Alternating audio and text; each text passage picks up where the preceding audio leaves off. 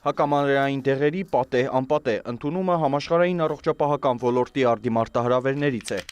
Մարդիկ հաճախ այս դասի դեղորայքն ընդունում են առանց բժշկի ցուցման, դեղերի անհարկի օգտագործումն ուժեղացնում է մանրէներին։ Բջիջները սկսում են կայունություն ձեռք բերել հակաբիոտիկների նկատմամբ, ինչի արդյունքում դեղերն այլևս չեն ազդում, մանրէներն էլ անարգել տարածվում են շրջակա միջավայրում։ Դա, գիտեք, բնության օրինաչափությունն է, երբ որ կա ինչ-որ վտանգավոր բան, կենդանի օրգանիզմները փորձում են դրա դեմ պայքարել, դիմակայել։ Եթե նախկինում անտիբիոտիկով կարելի էր բուժել,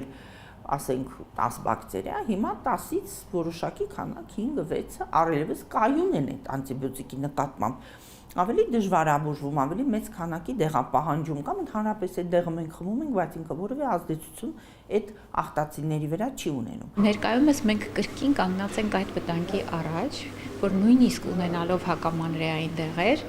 նորից մարդկությունը կարող է կանգնել այն վտանգի առջև, որ ամենահասարակ բակտերիալ վարակից մարդը չկարողանա պայքարել եւ մահանալ։ Մասնագետների խոսքով մարդիկ հաճախ շփոթում են վիրուսային եւ մանրէային հիվանդությունները, զբաղվում են ինքնաբուժությամբ, ականջ դնելով հարևան բարեկամի հակաբիոտիկներով բուժվելու հորդորներին։ Ռիսկի խմբում հատկապես երեխաներն են։ Շատ դրական միջամտություն է իրականացվել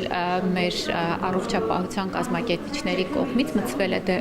դեղատոմս հակաբիոտիկների ձեռքբերման համար, ինչը նշանակում է, որ միայն կոմպետենտ մարդը, այսինքն բժիշկը, ով գնահատում է երեխայի վիճակը, կարող է նշանակել բակտերիալ դեղորայքը եւ դեղատներից այն բաց թողնվի միայն դեղատոմսի միջոցով։ Սա շատ կարևոր քայլ է։ Սակայն կան բժիշկներ, որոնք անհարկի են նշանակում հակաբակտերիալ միջոցներ։ Պետությունը զբաղվում է նաև այս խնդրի լուծմամբ, ընդգրկելով բժիշկներին կրթական գործընթացում, նաև տեղայնացնելով միջազգային ուղեցույցները։ Պետության քաղաքականությունը դա է։ Ինքը բոլոր ճանապարհներով միջոցառումներ է մշակում, գործառույթներ է իրականացնում, կանոնակարգեր է մշակում, որպիսի ուրեմն կարգավորի այդ հակաբիոտիկների օգտագործումը, հստակ սահմանի այն դեպքերը, երբ դա ցուցված է, այն դոզաները, երբ որ դա հարված է, եւ հնարավորինս կանխի կամ անհնար դարձնի դրանց ինքնուրույն, ոչ ճիշտ, ոչ հիմնավորված օգտագործումը։ Մանրէները կարող են տարածվել նաև կենդանիների միջոցով, ուստի գյուղատնտեսներն ու անասնաբույժները ևս պետք է հետևեն մասնագետների հորդորներին։